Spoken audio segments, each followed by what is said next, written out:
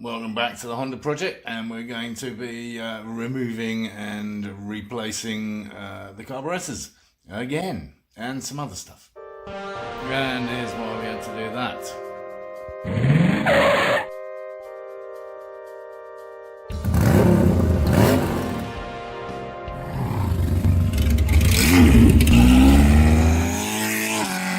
To look at on the Honda is the throttle cable, which is extraordinarily long.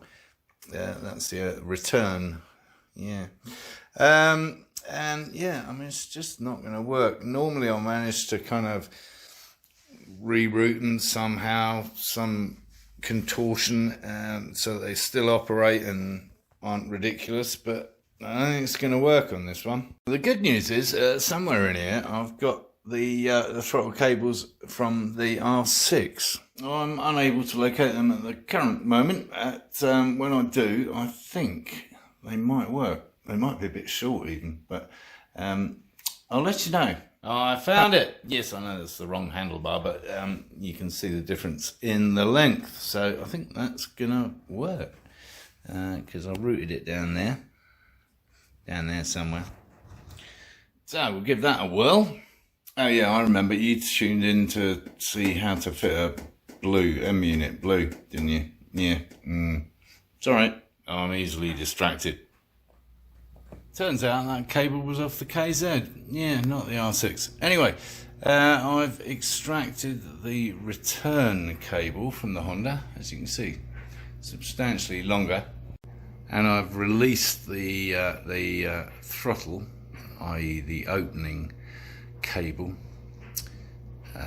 but it's buried down in there, and the only way is to take the carburetors off again, which is tedious, but at the same time, as you can see, the return spring is not exactly springing into action. That's in real time, folks.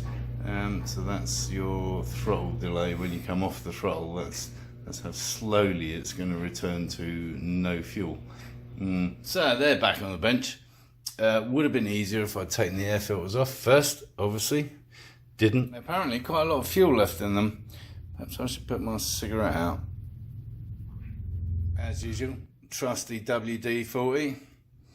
So we'll just, I don't know if I can do this one-handed.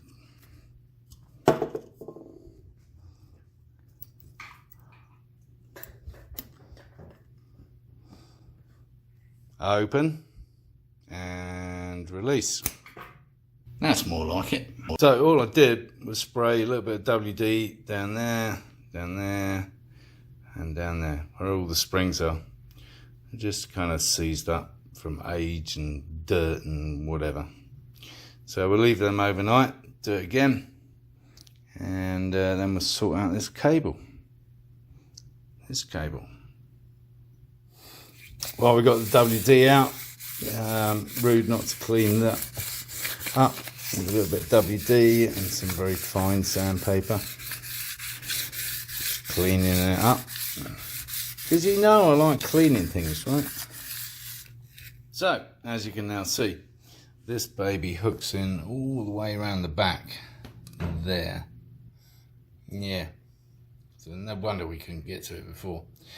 So we're going to unhook that and put our new one in. And to do that, I used some long-nosed pliers, and now we're going to reverse the process, feeding this underneath, up the back there, and into those receptacles.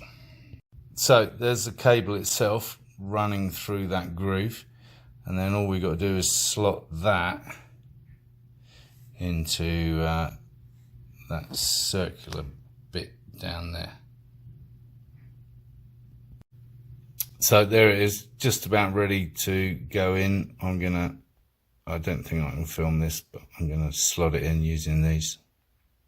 And there she is, safely in the jaws of the device.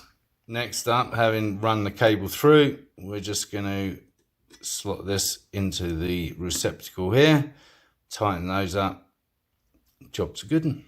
As you can see, I've left myself a little bit of adjustment either end, in case we have to shift that around once we get to connect the front end to the actual throttle grip. And there's that baby neatly in place still. Camera struggling to focus. There you go.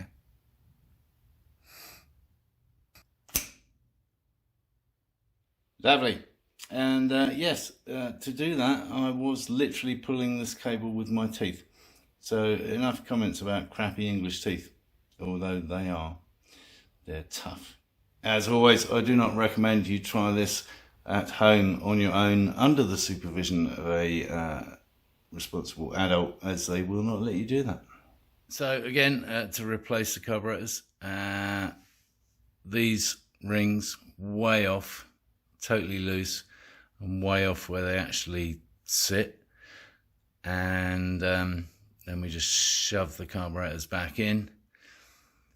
Help if this wiring wasn't in the way. But yeah, completely off their ridge here. Right, let's slot them back in. And there we are, back at square one with a shorter throttle cable from the KZ650. Perfect. Until it isn't. Welcome to my life. So I suppose we ought to fit it to the housing. Be rude to leave it dangling there. So this is the other factor with cables, throttle cables in particular, clutch cables I guess as well. The amount of protrusion out of the actual casing. So I've had to readjust this.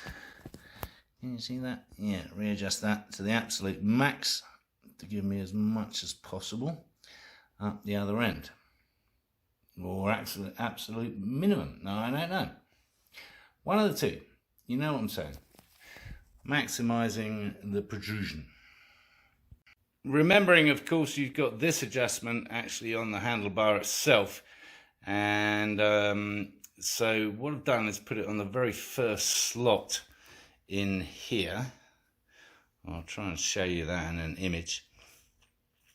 And now I'm just getting it so that this is adjusted to the perfect kind of sitting level, where there's just enough tension down here to so that there's no slack whatsoever. So what we're looking for is immediately we turn that throttle grip, that the carbs start opening up down there, which they do. No slack, lovely. And they're springing back still, which is good. So what I've done is tighten that bolt there, and I've got the cable running through the headlamp there, and it's just nicely sitting up top there. Now we've got all that set up, I guess next job is to fill the brake reservoir and bleed the brakes. And I think, as I remember, I think those are good. All our connections up here are good, they just need tightening up. I think we were going to put some new washers in down here and kind of rearrange the cables a little bit maybe, but that'll be next time around. So I think that's the job done, which is good because I don't want to take the carburetors off again. So I suppose it'll be back to the blue unit. Yes, the Moto Gadget MO unit blue, whatever they are. Next episode round. So if you're kind of tuned into that and want to see that finished off, please tune in again. If you thought this video was any good, give it a thumbs up. Subscribe down here somewhere if you haven't already, otherwise you'll miss the next episode. And of course, encourage others to watch my lunacy.